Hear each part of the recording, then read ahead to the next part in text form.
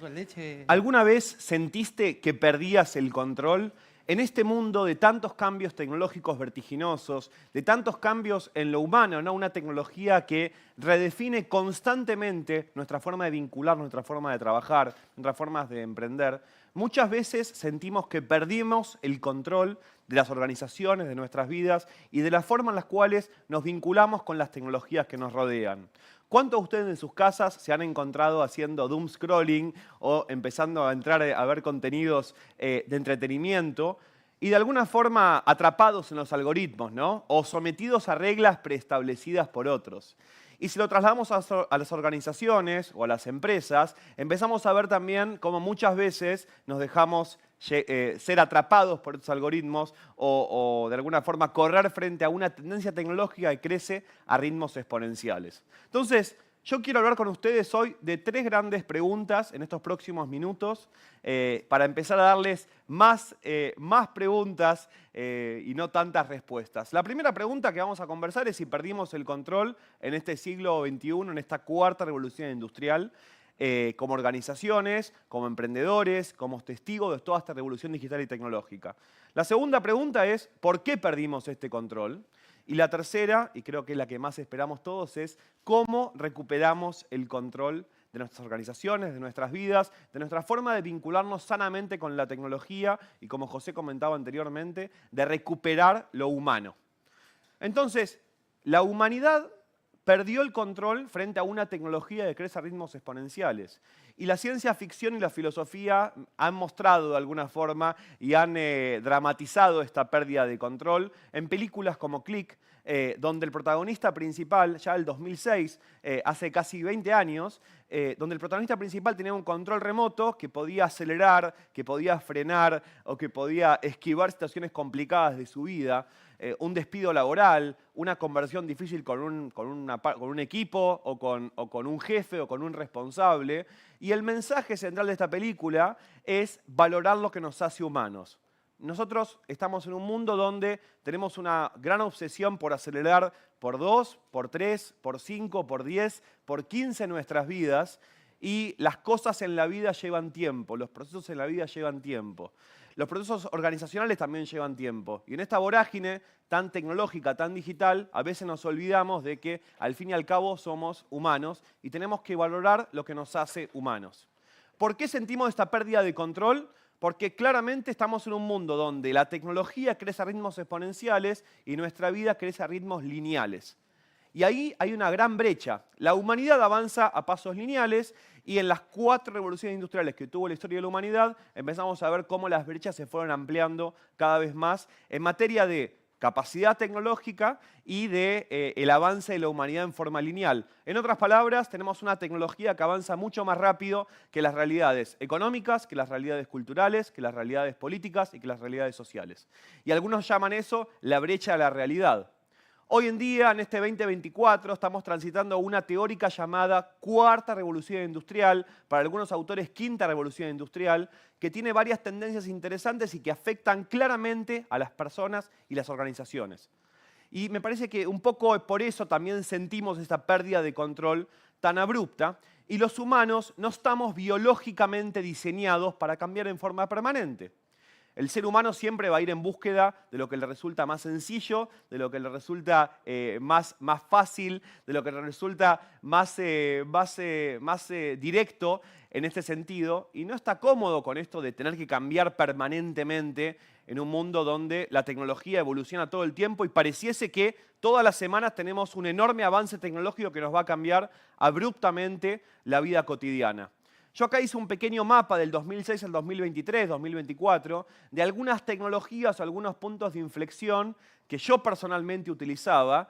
Y en un abrir y cerrar de ojos pasamos del CD a hoy en día plataformas de inteligencia artificial generativa que simulan seres humanos, a la vuelta teórica del metaverso, a pantallas ubicuas que nos rodean permanentemente.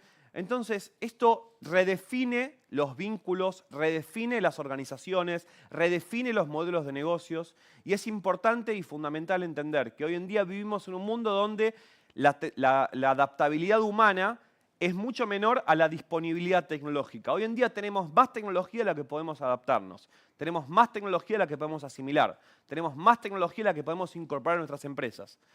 Y hay algunos autores que un poco se preguntan y hacen estas analogías de qué cosas se inventaron hasta tus 20 años o hasta tu adolescencia y después de los 30 o después de los 35, después de los 40. Y nuestro vínculo con la tecnología va cambiando, ¿no? Ya los chicos que hoy en día nazcan a partir de ahora, su orden natural de las cosas va a incorporar un montón de tecnologías exponenciales que quizás para la generación mía, yo tengo 33, algunos me denominan old millennial, quizás va en contra de ese orden natural de las cosas a la hora de empezar a pensarlo. Y la tercera pregunta, que me parece que es la más importante y que todos estamos esperando y se viene repitiendo muchísimo en eventos y en convenciones y en universidades, es cómo recuperamos el control. Cómo nos tenemos que adaptar a un mundo donde la tecnología crece a ritmos exponenciales. Y en los últimos 2 años estuve trabajando muchísimo en esa pregunta que se repetía constantemente en entrevistas, en conferencias, en clases universitarias, y creo que eso está estrechamente vinculado a nuestras habilidades. Y he formado un conjunto de habilidades para empezar a pensarlo. Y en este conjunto de habilidades hay como 2 grandes grupos, ¿no? Están los que quieren acelerar constantemente el ritmo, el avance tecnológico, y los que quieren desacelerar o los que quieren frenar. Los invito en sus casas a pensar, ¿no? Si ustedes van por una autopista y ven un agujero grande en el medio de la autopista y van a 30 kilómetros por hora, piensen si frenan o aceleran. Y si van a 60 kilómetros por hora, ¿qué hacen? ¿Aceleran o frenan? Y si van a 140 kilómetros por hora, ¿qué hacen? ¿Aceleran o frenan? Es importante empezar a encontrar cada uno a nivel organizacional cuál es la velocidad a la cual tenemos que ir, tenemos que conducir nuestra organización para no destrozar el auto en ese pozo y poder transitarlo de alguna forma más amena posible. Y creo que tenemos que acelerar y buscar esa aceleración para pasar del otro lado y convertirnos en humanos post-tecnológicos y en organizaciones post-tecnológicas, donde la tecnología no defina a la organización o la tecnología no defina a la humanidad, sino que claramente la amplifique. Y un poco de eso estuvo mi recorrido como autor. Post-tecnológicos es mi tercer libro. El primero fue 7R, el segundo el dilema humano, el tercero post-tecnológicos.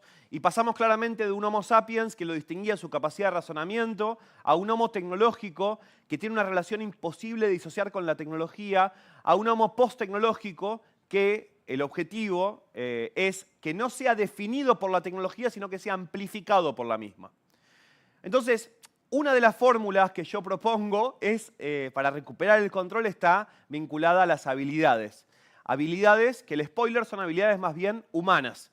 Y estuve trabajando en este mapa de habilidades y quiero compartir con ustedes en muy poquitos minutos de qué tratan algunas de estas habilidades. En primer lugar, si antes hablamos de desarrollar una inteligencia digital organizacional, hoy en día deberíamos empezar a pensar en una inteligencia holística, una inteligencia que vaya más allá de lo digital per se. Y esto obviamente no es una invitación a no aprender y no a adoptar lo digital o la digitalización, pero sino a ver las cosas en una perspectiva mucho más integral. Y ahí surgen muchos debates, ¿no? Surge el debate, por ejemplo, de la hiperespecialización versus el generalismo. Entonces, acá tenemos, por ejemplo, si vemos el caso del deporte, Tiger Woods, los padres dicen que juega al golf prácticamente desde que nació. Y Roger Federer pasó por varios deportes, por muchísimos deportes, antes de convertirse en quién es hoy en día y quién fue hoy en día en su carrera profesional. Lo mismo pasa, por ejemplo, si pensamos en los Beatles, ¿no? Hay teorías como la teoría de Malcolm Gladwell de las 10.000 horas, que básicamente define de que si queremos convertirnos en especialistas en un tema determinado, tenemos que pasar 10.000 horas desarrollando esa actividad puntual. Y surgen muchas teorías, ¿no? Surge la de Gladwell con las 10.000 horas y surgen autores como David Epstein con Amplitud, que habla sobre por qué el generalismo es fundamental en un mundo cada vez más especializado. Entonces creo que en un mundo cada vez más especializado será clave desarrollar una inteligencia holística, organizacional e individual para seguir agregando valor. En segundo lugar, un pensamiento cada vez más global. En un mundo cada vez más aplanado, Thomas Friedman diría en uno de sus libros, The World is Flat, en un mundo cada vez más plano, tenemos que desarrollar un pensamiento global. Y para poder trabajar en forma global, tenemos que desarrollar habilidades multiculturales. Y es fundamental comprender que en un mundo cada vez más plano, cada vez más globalizado, tenemos que empezar a comprender las habilidades específicas para poder agregar valor y para poder maniobrar en diferentes territorios. En un mundo sin fronteras será clave desarrollar un pensamiento global a nivel organizacional. Después, una alfabetización informacional. Si antes se conversaba de desarrollar una alfabetización digital, hoy en día tenemos que desarrollar una alfabetización informacional. Y eso está vinculado a cómo usamos la información, cómo generamos pensamiento crítico para poder usar la información para mejorar la toma de decisiones. Y en la era de la información, la ignorancia es claramente una elección en ese sentido. Estamos viviendo, además de haber culminado una pandemia, estamos viviendo una infodemia. Hay un exceso informativo gigante. Entonces me parece que esto es fundamental a la hora de empezar a pensar nuestras organizaciones y pensar otra vez cómo seguir agregando valor en un mundo donde la tecnología crece abismalmente. Otras habilidades que describo en post-tecnológicos, que es un concepto nuevo, si lo googlean, no es que lo van a encontrar fácilmente, van a encontrar algunas entrevistas que di en las últimas semanas respecto a este concepto, que es la agnosifilia. La agnosifilia es desarrollar el amor por el no saber. El A del latín por el no, el gnosi del conocimiento y la filia, el amor. En un mundo donde tenemos tanto FOMO, donde tenemos tanto miedo de quedarnos afuera, donde tenemos tanto exceso informativo, me parece que a nivel organizacional, a nivel individual, una habilidad fundamental que nos permite agregar valor es desarrollar este amor por el no saber, para poder combatir este exceso de FOMO constante que viven las organizaciones y los individuos en este siglo XXI.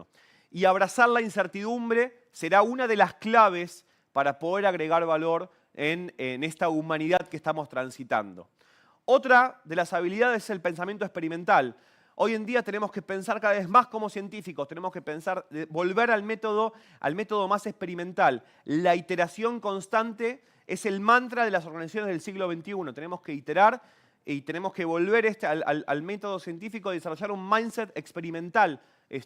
Si vemos el rendimiento bursátil de los principales experimentos, ¿no?, en comparación a índices tradicionales, empezamos a ver, estamos hablando de compañías que hace 20 años no existían, empezamos a ver cómo los rendimientos bursátiles son ampliamente mayores a las compañías tradicionales. Y esto está básicamente basado en la iteración constante. En la iteración constante y en la vuelta al método experimental. Después, la anteúltima, flexibilidad cognitiva.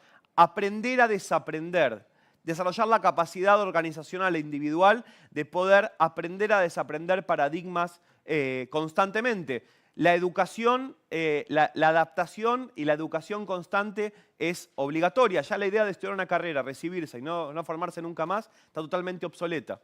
Y entonces me parece que la flexibilidad cognitiva es clave para tiempos inciertos. Y por último, el bienestar digital.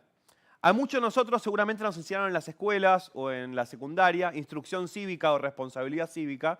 Nadie nos enseña a desarrollar una relación de bienestar y armónica con la tecnología que nos rodea. Y eso termina de alguna forma confluyendo en prácticas sociales y organizacionales de excesos, de descontrol y cosas que también terminan afectando al ser humano en forma general. Entonces, para finalizar, el Foro Económico Mundial dice que el 44% de las habilidades que necesitamos para trabajar va a cambiar en los próximos 5 años. ¿Qué significa esto? Que un director de recursos humanos en los próximos 5 años, en el 2029, el 50% de las tareas que realice van a ser completamente distintas. Que un periodista en 2029, en los próximos 5 años, el 50% de las tareas que realice van a ser distintas. Entonces, eso significa que tenemos que adaptarnos constantemente a habilidades nuevas y adquirir habilidades nuevas en ese sentido. La tecnología avanza permanentemente, la humanidad permanece. La tecnología va a desafiar constantemente al ser humano, no es algo de 2024 o 2025.